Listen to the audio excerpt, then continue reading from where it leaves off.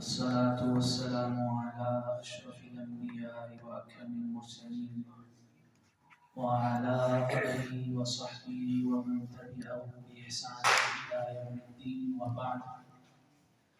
فأعوذ بالله من الشيطان الرجيم. بسم الله الرحمن الرحيم.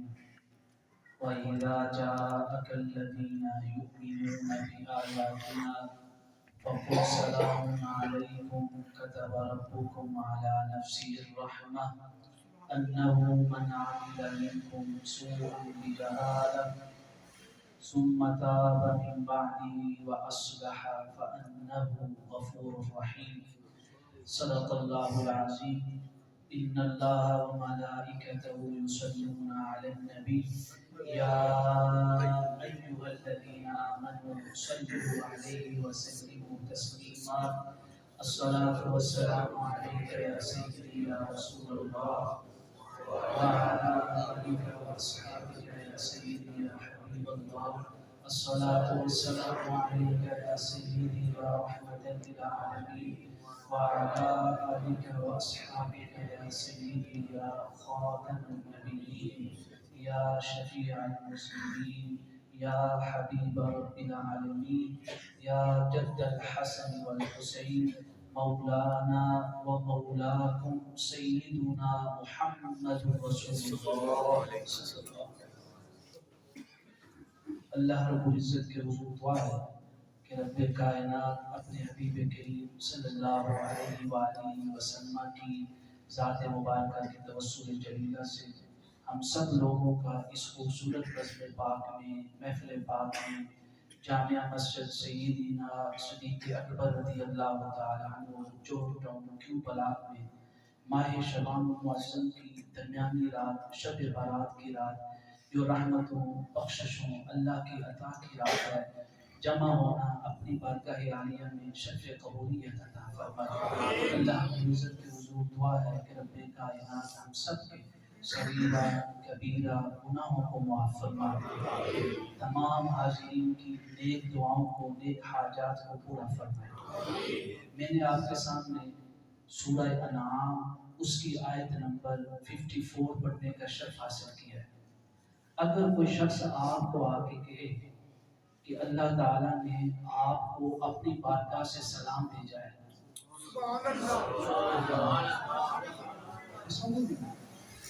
اللہ تعالیٰ کی بارگاہ سے آپ لوگوں کو سلام آیا، آپ کی کیا حالت ہوگی؟ یعنی کسی عالم کا نہیں، کسی شیخ کا نہیں، کسی مفتی کا نہیں، کسی پیر کا نہیں، بلکہ کس کا؟ خالق اور مالک کا، اللہ کا سلام آیا ہے. اور یہ بتانے والا کون ہے؟ حبیب کریم صلی اللہ علیہ وسلم. اور یہ سلام تا قیامت جو آپ کو بھیجا گیا اللہ تعالیٰ کی بارگاہ میں، یہ کہاں لکھ دیا گیا ہے؟ قرآن کریم کے. یعنی اس کو کوئی بھی نہیں ٹھٹلا سکتا کہ یہ حدیث ضعیف ہے، یہ حدیث جھوٹی ہے، یہ واقعہ صحیح نہیں ہے. اللہ تعالیٰ نے ہم سب کے لیے اپنی بارگاہ سے جو سلام بھیجا ہے، یہ کہاں لکھا ہے؟ قرآن پاک میں.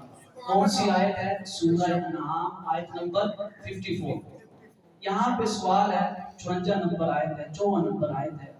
سوال ہے یہ سلام ہمارے ذہن کے اندر خیال آیا انبیاء کو آیا ہوگا.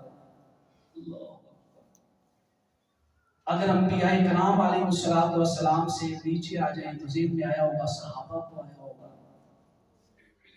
اگر اور آگے چلے جائیں تو ذہن میں آیا ہوگا ہو سکتا ہے پنجتن باپ کو یہ سلام آیا ہوگا. اور آگے چلے جائیں تو ذہن میں آ سکتا ہے اولیاء کرام کو سلام آیا ہوگا. ہم جیسے گناہگاروں کو تو سلام نہیں آ سکتا نا اللہ کی بات میں، جن کا ایک ایک لمحہ اللہ کی نافرمانی میں گزرا. آپ سنیے گا اللہ تعالیٰ کے اس پیغام کو. یہ سلام نہ تو اس آیت کے اندر انبیاء کرام کو آیا، نہ صحابہ کرام کو آیا اس آیت کے اندر، نہ اہل بیت کو آیا، نہ اولیاء کرام کو آیا. یہ آیا کس کو ہے؟ میں پڑھتا ہوں. فرمایا وَإِذَا جَاءَكَ الَّذِينَ، اے حبیب جو آپ کے پاس آ جائیں. مطلب کیا؟ جو آپ کے پاس آ جائیں یا جو آپ کا پیغام لوگوں تک پہنچ جائے. ان کے پاس لوگ آگے بیٹھے ہوں بیان سننے کے لیے. کون لوگ آئیں؟ یؤمنون بآیاتنا، جو ان آیات کے اوپر ایمان رکھتا ہو، اس کا عقیدہ اس قرآن پاک کے اوپر ہو کہ یہ سچا ہے، یہ اللہ تعالیٰ کا کلام ہے، اس کے اندر کسی قسم کا کوئی رد و بدل نہیں ہے۔ مجھے آپ بتائیں یک زبان ہو کے ہم قرآن پاک کے اوپر ایمان رکھتے ہیں یا نہیں رکھتے؟ یہ سوال پوچھنے کی ضرورت نہیں ہے، صرف بطور اقرار کہ ہمیں ثواب مل جائے گا۔ ہم سب کا ایمان ہے یا نہیں ہے؟ اب آگے چلیں۔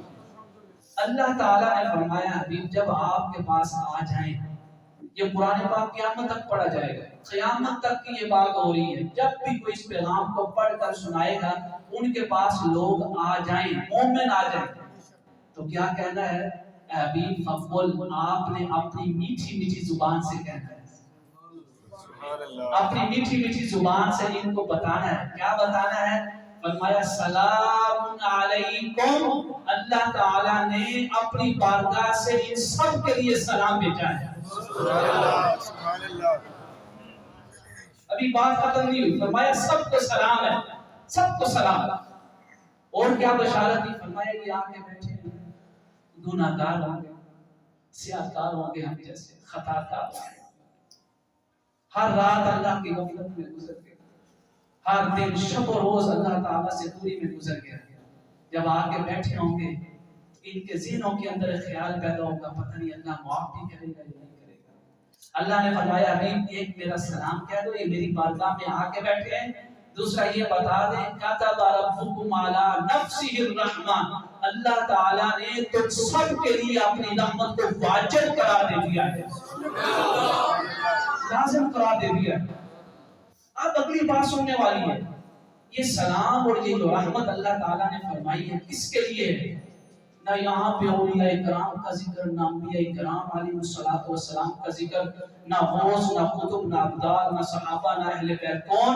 فرمایا کہ جو لوگ آئیں گے نا، انہ من عمل منکم سوءا بجہالہ، ابھی جو لوگ آ کے بیٹھے ہیں نا، ان میں سے اگر کوئی گناہگار آپ کی بارگاہ میں آ کے بیٹھ گیا، گناہ کرنے والا شخص آ کے بیٹھ گیا، فرمایا جب وہ آپ کی بارگاہ میں آئے نا، ثم تاب من بعد، اس لیے سے کہ گناہ ہو چکے ہیں، 15 شعبان المعظم کی رات ہے، شب برات کی رات ہے، رحمت اور بخششوں والی رات ہے، آج کی رات میں اپنے رب کے حضور اپنے ہاتھوں کو اٹھا کر اس کی بارگاہ میں سچی توبہ مانگتا ہوں، اپنے گناہوں سے معافی مانگتا ہوں۔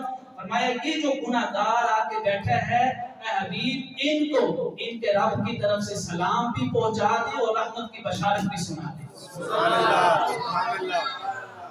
کیوں؟ فَأَنَّهُ غَفُورٌ رَحِيمٌ، ان کو میرا یہ تعارف نہیں کروانا کہ وہ قہار ہے، یہ جو میری بارگاہ میں آ کے بیٹھے ہیں توبہ کے ارادے سے، ان کو میرا یہ تعارف نہیں کروانا کہ وہ جبار، ان کو میرا یہ تعارف نہیں کروانا کہ وہ متکبر ہے، ان کو میرا یہ تعارف نہیں کروانا کہ وہ عزیز الانتقام ہے، انتقام لینے والا ہے۔ فرمایا نہ جو گناہگار میری بارگاہ میں آ گیا ہے اپنے گناہوں سے معافی مانگنے کے لیے، نہ میرا تعارف جبار سے ہوگا، نہ میرا تعارف قہار سے ہوگا، نہ میرا تعارف انتقام لینے والے سے ہوگا۔ اللہ نے فرمایا ان گناہگاروں کے سامنے اگر میرا تعارف کروانا ہے تو یہ کہہ کے کروانا ہے کہ تمہارا رب معاف کرنے والا بھی ہے اور رحمت عطا کرنے والا بھی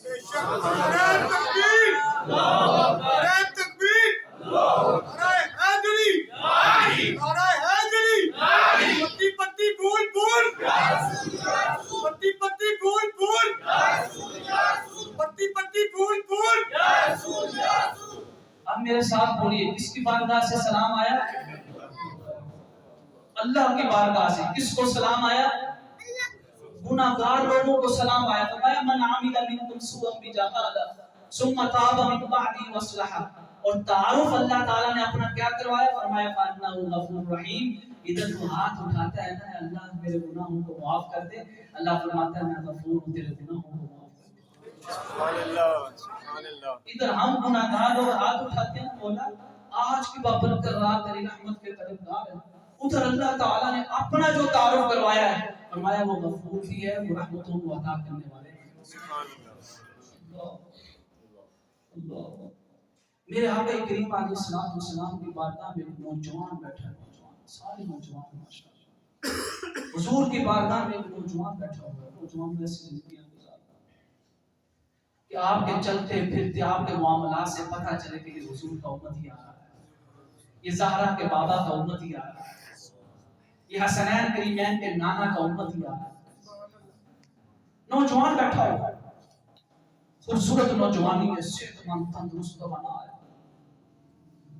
عبادت بھی ہو جو جوانی میں کی جائے۔ میرے آقا کریم علیہ الصلوۃ والسلام نے اس نوجوان کو فرمایا، اس کا نام تھا ثعلبہ ابن عبد الرحمن، فرمایا ثعلبہ جاؤ یہ کام کر کے آؤ۔ ثعلبہ اٹھے حضور کی بارگاہ سے کام کرنے کے لیے گئے تو بازار میں کسی غیر محرم عورت کے اوپر نگاہ پڑ گئی، اچانک نگاہ پڑ گئی۔ آج ہمارے ہاتھوں میں یہ موبائل ہے، غیر محرم عورتیں گلیوں میں نکلے تو غیر محرم عورتیں، نوجوان کیا کہہ کے نکلتے ہیں، آپ تو خوش نصیب ہیں جو آگے بیٹھے، کیا کہہ کے نکلتے ہیں، یار آؤٹنگ کر کے آتے ہیں، بازار میں پھر کے آتے ہیں، مارکیٹ میں پھر کے آتے ہیں۔ دن کے اندر کتنی دفعہ ہماری نگاہ غیر محرم عورت کے چہروں پہ پڑتی ہے، کبھی حساب کیا؟ کبھی اپنا محاسبہ کیا بیٹھ کے ہم لوگوں نے رات کی تاریکی میں؟ یہ نوجوان ہے، آپ ہی کی طرح نوجوان، بازار میں نکلا نگاہ پڑ گئی، جب نگاہ پڑی اچانک روح کے اوپر کب کبھی تاری آقا کریم علیہ الصلوۃ والسلام کی بارگاہ کی طرف میں پلٹا، خوف کے مارے کہ کہیں ایسا نہ ہو کہ میرے اس گناہ کی خبر اللہ تعالیٰ اس قرآن میں بذریعہ وحی نازل نہ کر دے۔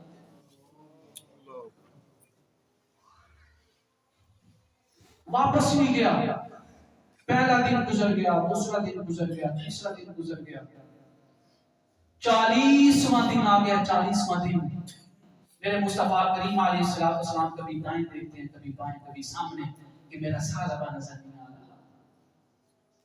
پوچھا صحابہ کرام بیٹھے ہیں، 40واں روز ہے، پوچھا میرے صحابہ بتاؤ وہ ثعلبہ کدھر ہے نوجوان، وہ نظر نہیں آ رہا۔ صحابہ کرام نے عرض کیا یا رسول اللہ علم لنا، ہمیں بھی معلوم نہیں ہے۔ سامنے دیکھا تو سیدنا عمر فاروق بیٹھے اور سلمان فارسی بیٹھے۔ میرے آقا کریم علیہ الصلوۃ والسلام نے فرمایا عمر اے سلمان جاؤ ثعلبہ کو ڈھونڈ کے لاؤ۔ 40 دن آگے اس کی کوئی خیر خبر نہیں ہے، کوئی پتہ نہیں کہاں چلا گیا۔ یہ ڈھونڈتے ڈھونڈتے نکلے، مدینہ شریف کے اندر کا یہ واقعہ ہے۔ مکہ مکرمہ کے رستے کی طرف جب چل پڑے نا، جو پہاڑ آتے ہیں مکہ مکرمہ کے رستے پہ، ایک چرواہا ملا۔ چرواہے سے پوچھا یار کوئی نوجوان کو نہیں دیکھا؟ اس چرواہے نے کہا ہاں میں ایک نوجوان دیکھتا ہوں، رات کی تاریکی میں وہ نکلتا ہے۔ رات کی تاریکی میں کہاں سے نکلتا ہے؟ اس چرواہے نے کہا عمر اے سلمان یہ جو پہاڑ نظر آ رہا ہے اس غار سے رات کی تاریکی میں روتے ہوئے چیخو پکار کرتے ہوئے نکلتا ہے پہاڑ کے غار سے، اور ایسے پاگلوں کی طرح اس کے سر کے اوپر ہاتھ ہوتے ہیں، دونوں ہاتھ ایسے ایسے مارا ہوتا ہے کہ مولا یا لیتک قبضت روحا من الارواح، مولا کاش اس گناہ سے پہلے تم نے میری روح کو قبض کر دیا، وجسدا من الاجساد، کاش اے مولا اس گناہ سے پہلے تم نے میرے اس جسم کو مٹی بنا دیا ہوتا۔ تیسری بات وہ یہ کرتا ہے لم تجردنی عن فصل القضاء، کاش مولا کاش اس گناہ سے پہلے تو مجھے موت دے دیتا، کبھی میں اس گناہ کا حساب تیری بارگاہ میں نہ دیتا، وہ گناہ مجھ سے ہو گئی۔ ذرا بتائیں رات کی تاریکی میں کن کی آنکھوں سے آنسو جھلکتے؟ کہاں ہے وہ نوجوان جو رات کی تاریکی میں بیٹھ کے اپنے رب کو یاد کرے؟ کہاں ہے وہ نوجوان جو رات کی تاریکی میں بیٹھ کے کہ مولا گناہ ہو گیا؟ نوجوان کا اٹھا ہوا ہاتھ اللہ کو بڑا پسند ہے، بڑا پسند ہے۔ نوجوان ہاتھ بعد میں اٹھاتا ہے، اللہ فرشتوں کو حکم دیتا ہے اس کے گناہوں کو معاف کر دے۔ سبحان اللہ۔ چرواہے نے جب بتایا تو کہا نکلتا کب ہے؟ کہا رات کے اس ٹائم نکلتا ہے۔ پورا دن انتظار کیا، رات کا وہ گھڑی آ گئی، رات کا وہ ٹائم آ گیا۔ وہ نوجوان پہاڑ کے غار سے نکلتا ہوا کوئی آوازیں دے رہا ہے، آوازیں دے رہا ہے مولا کاش تمہیں میری روح کو قبض کر دیا ہوتا۔ کاش میرا یہ جسم مٹی بن چکا ہوتا، کاش وہ مجھ سے میرے گناہ کا حساب نہ لے۔ جب وہ نکلا نا تو سیدنا عمر فاروق رضی اللہ تعالی عنہ، حضرت سلمان فارسی رضی اللہ تعالی عنہ نے پیچھے سے اس کو پکڑا، ایسے تسلی فرمایا ثعلبہ یہ کیا ہو رہا ہے؟ عرض کیا ثعلبہ نے عمر، چیخ نکلی کہ مصطفیٰ کو میرے گناہ کا علم تو نہیں ہو گیا؟ سیدنا عمر فاروق نے فرمایا ثعلبہ اس بات کا مجھے علم نہیں ہے، لیکن آج تم نے مسجد نبوی میں بیٹھ کے نا میرے مصطفیٰ نے تجھے یاد کیا ہے۔ آج پوچھا ہے مصطفیٰ کریم نے کہ ثعلبہ کہاں ہے؟ مصطفیٰ کا صرف اتنا پوچھ لینا کہ ثعلبہ کہاں ہے، اس پوچھ لینے کے صدقے اللہ اس کو معاف فرما دیتا ہے۔ جب پوچھا تو کہا اب کیا حکم ہے؟ سیدنا عمر فاروق نے فرمایا ثعلبہ حضور نے آپ کو طلب کیا ہے، آقا کریم علیہ السلام کے پاس لے جانے کے لیے آئے، لے کے چل پڑے۔ جب چل پڑے نا تو ثعلبہ نے بڑی پیاری شرط لگائی، فرمایا عمر میری ایک شرط ہے حضور کے سامنے جانے کی۔ اللہ، آپ نے پوچھا کیا شرط ہے؟ فرمایا جب بلال کہے نا قد قامت الصلاۃ قد قامت الصلاۃ، تب میں مسجد نبوی میں داخل ہوں گا، تاکہ حضور مجھے نماز پڑھنے سے پہلے نہ دیکھ لیں۔ فرمایا شرط منظور ہے۔ مسجد نبوی میں آئے، نماز ظہر کا ٹائم تھا۔ نماز ظہر کے ٹائم جب حضرت بلال رضی اللہ تعالی عنہ نے تکبیر شروع کی نا اور کہا قد قامت الصلاۃ قد قامت الصلاۃ، تو مسجد نبوی کے دروازے سے حضرت ثعلبہ داخل ہو گئے۔ میرے آقا کریم علیہ السلام اپنا رخ انور، چہرہ انور کعبہ مکرمہ کی طرف کر چکے تھے۔ کعبہ چہرہ مصطفیٰ کو دیکھتا ہوگا اور چہرہ مصطفیٰ کا کیسا منظر ہوگا، کائنات کا حسین ترین منظر۔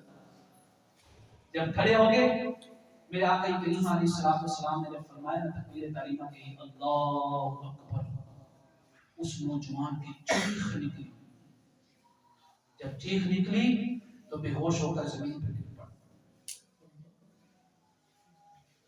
زمین پہ گرا۔ نماز میرے آقا کریم علیہ السلام نے مکمل کروا دی۔ جب عمر کی طرف دیکھا، سلمان فارسی کی طرف دیکھا، فرمایا عمر کہاں ہے ثعلبہ؟ عرض کیا یا رسول اللہ ہوا ذات کا، وہ بے ہوشی کی حالت میں پڑا ہے۔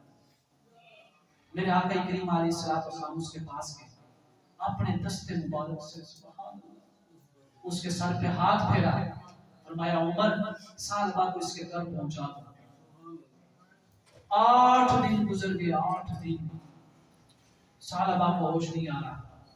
جب 8ویں دن ہوش آیا نا، 8ویں دن تو گھر والوں نے خبر پہنچائی، عرض کیا یا رسول اللہ ثعلبہ کی آخری سانس چل گئی، آخری سانس۔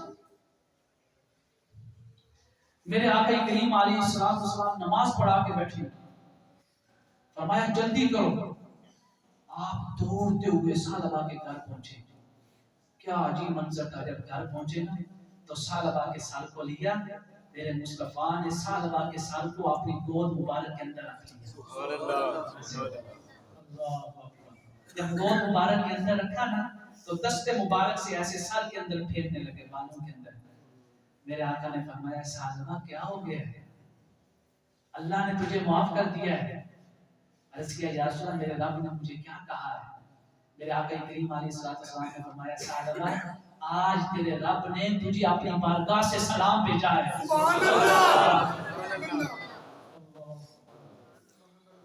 سلام علیکم کا سلام بھیجا ہے۔ جب یہ بات سنی نا عرض کیا یا رسول اللہ میرے رب نے کیا کہا ہے؟ میرے آقا کریم علیہ السلام نے فرمایا ثعلبہ تیرا رب تیرے مصطفیٰ سے یہ فرما رہا ہے کہ میرے مصطفیٰ اپنے غلام کو یہ بشارت دے دے کہ اب ثعلبہ سے پہلے کوئی جنت میں داخل نہیں ہوگا۔ جب یہ بات سنی نا راوی کہتے ہیں فصاح صیحہ، ایک چیخ نکلی، جیسے چیخ نکلی ثعلبہ کی روح اس کے جسد خاکی سے پرواز کر چکی تھی۔ جب پرواز کرتی جانتے ہو میرے آقا کریم علیہ السلام نے اپنے دست مبارک سے حضرت ثعلبہ کو غسل دیا۔ قربان جائیں تیری قسمت، ہماری نسلیں تیری قسمت پہ قربان جائیں۔ اپنے دستے مبارک سے غسل دیا، غسل دینے کے بعد میرے مصطفیٰ کریم نے خود کفن پہنایا۔ جب کفن پہنایا نا، جنازہ تیار ہو چکا ہے، تو میرے آقا کریم علیہ الصلوۃ والسلام حدیث پاک کے اندر الفاظ ہیں، بغیر تشریح و بغیر تمثیل کے ایسے چل رہے ہیں، ایسے ایسے اپنے پاؤں مبارک جو ہے وہ ناخنوں کے اوپر زور دیا ہوا ہے، پاؤں مبارک کے ناخن مبارک کے اوپر زور دے کے چل رہے ہیں۔ صحابہ کرام نے جب دیکھا کہ آقا کریم علیہ الصلوۃ والسلام اپنے مبارک ناخنوں کے وزن پہ چل رہے ہیں، عرض کہ یا رسول اللہ کیا معاملہ ہے، تکلیف تو نہیں ہے پاؤں میں؟ میرے آقا نے فرمایا کہ تم نہیں جانتے ہو، سالبہ کے جنازے میں اللہ کے اتنے فرشتے آئے ہوئے ہیں، اتنے فرشتے آئے ہوئے ہیں کہ مصطفیٰ کو قدم رکھنے کی جگہ نہیں مل رہی ہے۔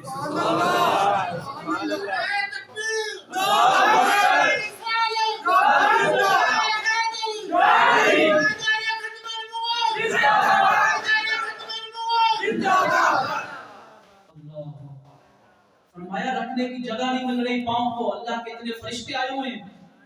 اتنی سچی توبہ کریں نا ہم سب لوگ آج کی رات، ایسی سچی توبہ کریں، ایسی سچی توبہ کریں کہ زندگی میں بھی اللہ کے فرشتے ہمارے پاس اللہ کا سلام لے کے آئیں، جب آخری سانس ہو اور آخری ورد ہو جو زبان پہ یہی ورد ہو، لا الہ الا اللہ، اللہ کی بارگاہ سے سلام ہے۔ میرے آقا کریم علیہ الصلوۃ والسلام جب نماز جنازہ میرے مصطفیٰ نے خود پڑھائی، آگے آگے بڑھے جگہ خود پڑھائی میرے مصطفیٰ کریم نے، کیسی توبہ کی، نماز جنازہ جب پڑھائی نا، اللہ اکبر، میرے آقا کریم علیہ الصلوۃ والسلام جنازے کے ساتھ چل رہے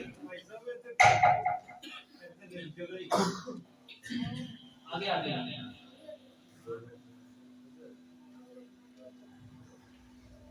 جنازے کے ساتھ چل رہے، میرے آقا کریم علیہ الصلوۃ والسلام نے نماز جنازہ پڑھی۔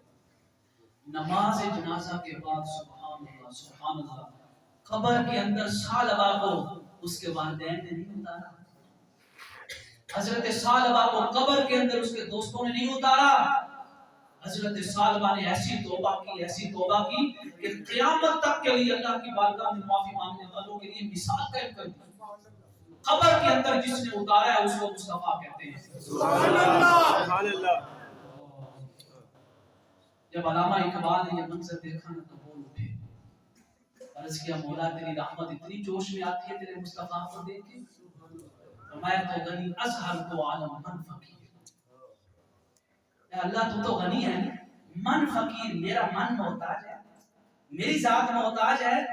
فرمایا روز محشر گزر آئے، عرض کیا مولا اگر تو چاہے تو قیامت کے دن مجھے بغیر حساب کے بھی تو معاف کر سکتا ہے، بغیر حساب کے بھی تو جنت عطا کر سکتا ہے۔ فرمایا کل تومی فینی حسابا ناگزیر، اور اگر تو قیامت کے دن میرا حساب لینا بھی چاہے نہ لینا بھی چاہے، فرمایا از نکاح مصطفیٰ پنہا بغیر، تو مولا میری ایک درخواست ہے، عرض ہے، اگر حساب لینا بھی چاہے تو مجھے میرے مصطفیٰ کے سامنے نہ کرنا، مجھے حیا آتی ہے، میں کیسے سامنا کروں گا اپنے مصطفیٰ کا؟ ایک اور نوجوان توبہ کے لیے کلمہ کافی ہے، کلمہ حضرت عمر ابن عبدالعزیز سے کسی نے پوچھا، جن کو پانچواں خلیفہ راشد کہا جاتا ہے، اس سے پوچھا کسی نے آپ کو یہ مقام کیسے ملا؟ آپ نے فرمایا ایک بچے کے ایک کلمے کی وجہ سے مل گیا، ایک بچہ تھا چھوٹا سا، اس کی ایک بات کی وجہ سے مجھے یہ مقام ملا۔ اللہ تعالیٰ نے تقوی کے اندر یہ مقام عطا کر دیا کہ دنیا آپ کو خلیفہ راشد کہتی ہے، پانچواں خلیفہ راشد۔ پوچھا وہ کون سا کلمہ؟ بچے نے کیا بولا؟ اگر آپ کے اندر حیا ہے، تقوی ہے، جیسے آپ آ کے بیٹھے ہیں اللہ تعالیٰ کے ساتھ حیا ہے، تقوی ہے، تو گھنٹے کی تقریر نہیں، صرف ایک سیکنڈ کا ایک کلمہ ہی ہمارے لیے کافی ہے۔ حضرت عمر ابن عبدالعزیز سے پوچھا کہ وہ کون سا کلمہ، وہ کون سی بات ہے اس بچے نے کہی؟ کہا جب میں اس بچے کے پاس بیٹھا تھا نا، اس نے مجھے ایک نصیحت کی، بچے نے نصیحت کی۔ ہم ان بچوں کی تربیتوں کو ضروری نہیں سمجھتے، دیکھ لیں اس محفل کے اندر مجھے لگتا ہے بچے سب سے زیادہ ہیں۔ اس بچے نے یہ کلمہ بولا، یہ نصیحت کی، فرمایا عمر اگر رب سے ڈرنا چاہتا ہے نا تو یہ خیال اپنے ذہن میں پختہ کر لے، اذکر لیلتک صبحھا یوم القیامہ، تو اس رات کو یاد کر کہ تیری ہر رات کی صبح قیامت کا دن ہے۔ بس کہتے ہیں یہ کلمہ بولنا تھا کہ ہو سکتا ہے کہ صبح میں اٹھ بھی نہ میری موت آ جائے اور قیامت کا آغاز ہو جائے، اور یہ کلمہ تھا کہ جس نے مجھے رب کی بارگاہ میں جھکا دیا۔ ایک اور نوجوان بیٹھا ہوا ہے، شراب پیتا ہے، نوجوانوں کے ساتھ آؤٹنگ کرتا ہے، نکلتا ہے بازاروں میں۔ میں ایک جگہ ناشتہ کرنے گیا صبح میں، نوجوان خوبصورت نوجوان، صحت مند تندرست، عمر ان کی تقریباً 25 سال ہوں، اور وہ سگریٹ پہ سگریٹ پی رہے ہیں کھڑے ہو کے۔ ٹائم کیا ہے؟ تقریباً 7 بجے کا ٹائم، آنکھیں بھی نہیں دھلی ہوئی۔ 7 بجے کے ٹائم اگر آنکھیں بھی نہیں دھلی ہوئی تو اس سے کیا اشارہ ملتا ہے کہ ایسے نوجوانوں کو نماز پڑھنا تک یاد نہیں، صرف سگریٹ پینا یاد ہے، سگریٹ پی۔ ایسے لوگ مسجد میں آتے ہیں کہ سگریٹ باہر پی کے مسجد میں داخل ہوتے ہیں۔ یہ نوجوان شراب پیتا ہے، سگریٹ پیتا ہے، بیٹھا ہوا، اس نے ایک دن اپنے دوستوں کو دعوت دی۔ آپ بڑے خوش نصیب ہیں، کتنے نوجوان آپ دیکھ لیں مارکیٹ میں، کتنے نوجوان ہیں بازاروں کے اندر، کتنے نوجوان ہیں موبائلوں کے اوپر لگے ہوئے ہیں۔ آپ کتنے خوش نصیب اور سعادت مند ہیں کہ اللہ تعالیٰ نے آج کی رات آپ کو اپنے در پہ بلایا ہوا ہے، اپنی بارگاہ میں بلایا ہوا ہے۔ نوجوان بیٹھے ہیں، اس نے دعوت دی ہوئی اپنے دوستوں کو کہ آ جاؤ آج رات کو پارٹی ہو۔ پارٹیاں کرتے ہیں نہیں کرتے؟ پارٹی ہوگی، شراب بنا ہوا ہے، شراب کی بوتلیں بھری ہوئی ہیں۔ اچانک وہ شخص جو ہے نا نوجوان، اس کا نام ہے عبداللہ ابن مسلم القعنبی، اس نوجوان کا نام ہے عبداللہ ابن مسلم، اپنے گھر کے دروازے کے باہر بیٹھا ہے، باہر بیٹھا اپنے دوستوں کا انتظار کر رہا ہے کہ میں ویلکم کروں گا۔ وہاں سے ایک سواری نکلی، وہ سواری تھی امام شعبہ کی، بہت بڑے محدث تھے، حدیث کے امام تھے۔ سواری گزری نا تو شاگرد ساتھ تھے، شاگردوں کو یہ حدیث سنا رہے تھے، یہ حدیث پاک میرے آقا کریم علیہ السلام کی، فرمایا کہ حضور نے فرمایا، صحیح بخاری شریف کی حدیث پاک ہے، فرمایا اذا لم تستحی فاصنع ما شئت، اے انسان جب تم بے حیا ہو جائے، جب تیرے اندر حیا ختم ہو جائے تو فرمایا پھر تجھے کوئی بھی ہدایت کی طرف نہیں لا سکتا، پھر کوئی تبلیغ تجھے با حیا نہیں کر سکتی ہے جب تک تیرے اندر حیا نہیں ہے۔ بے حیا شخص کیا ہے؟ اس کو آپ کہہ دیں کہ یار یہ کام نہ کرو، سینہ چھوڑ تجھے کیا تو بڑا اللہ کا نام لیتا ہے، بڑی حدیثیں سناتا ہے، قرآن پاک کی آیات سناتا ہے، اپنے کام سے کام رکھ۔ یہ جو جملہ ہے اس کا مطلب ہے اس شخص کے اندر دین کا حیا ختم ہو گیا۔ وہ نوجوان بیٹھا ہے، اس نے کہا یہ کون ہے جس کی سواری کو سکتی؟ بتایا کہ یہ امام شعبہ ہے۔ وہ کہتا ہے یہ شعبہ، یہ شعبہ کون ہے؟ میں نہیں جانتا ہوں۔ انہوں نے کہا یہ محدث ہیں، یہ استاد ہیں، حدیث کے امام ہیں۔ اس نے کہا اچھا یہ بتاؤ یہ کون سی حدیث بیان کر رہا تھا کہ جب گزرا ہے؟ تو شاگردوں نے بتایا اے نوجوان یہ بیان کر رہے ہیں کہ حضور نے فرمایا ہے اذا لم تستحی فاصنع ما شئت، جب انسان کے اندر حیا ختم ہو جائے تو وہ دین کی طرف نہیں آ سکتا ہے۔ اس نوجوان نے جب یہ حدیث سنی تو کانپ اٹھا، فوراً جو اپنے دوستوں کا انتظار کر رہا تھا گھر کے اندر گیا، شراب کی بوتلیں اٹھائیں، باہر نالی میں آ کے ڈھیل دی، خالی کر دی شراب کی بوتلیں۔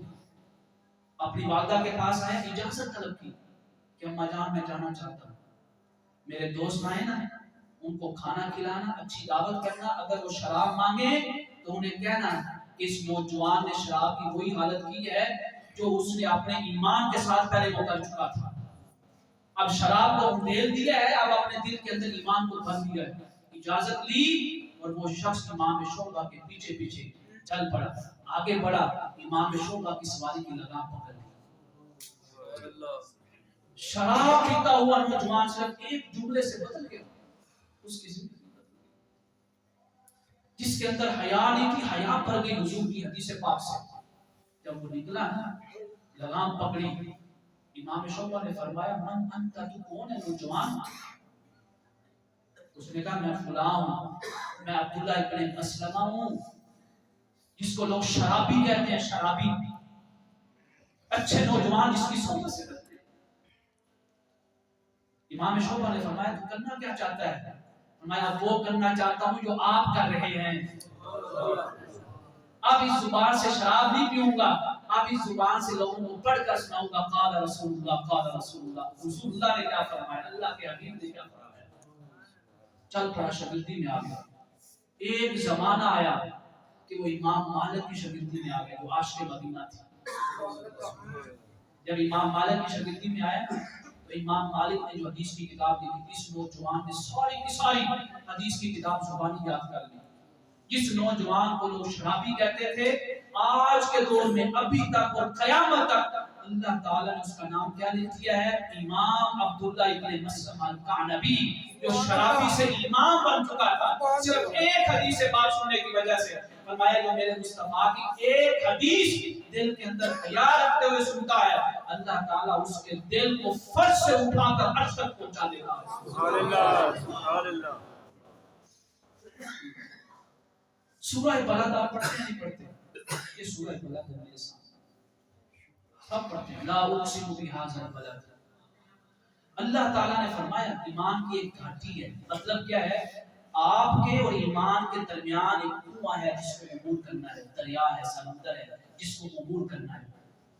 مجھے آپ بتائیں اپنے گھر تک پہنچنے کے لیے اگر آپ کے اور آپ کے گھر کے درمیان سمندر آئے، بغیر کشتی کے عبور کر پائیں؟